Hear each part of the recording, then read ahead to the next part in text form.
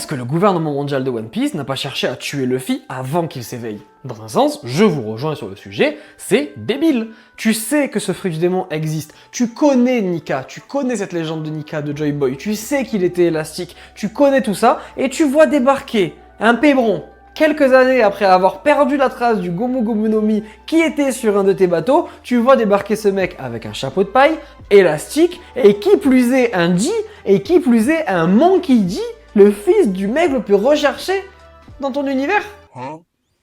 C'est vrai que c'est bizarre, mais il y a quand même une argumentation sur le sujet. Le Gorosei, le gouvernement mondial, a sûrement eu du mal à retrouver Luffy. Luffy, comme j'ai dit dans notre vidéo, il est parti sur les mers en dehors de l'ellipse des 2 ans, il est parti 6 mois sur les mers. À peine 6 mois. C'est-à-dire qu'il n'y a eu que 6 mois de navigation. C'est pas beaucoup.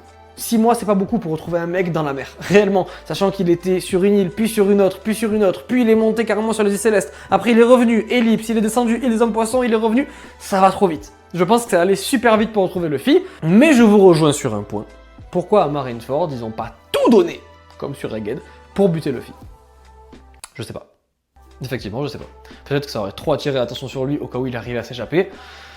Mais c'est vrai qu'à Marineford, ils avaient l'occasion. Quand même, les amiraux, ils y sont allés, mais peut-être pas assez. Peut-être pas assez pour arrêter Joy Boy, Nika, Monkey D, Luffy, Ito Itonomi et tout le bordel. Je sais pas ce que vous en pensez. J'attends vos réponses en commentaire.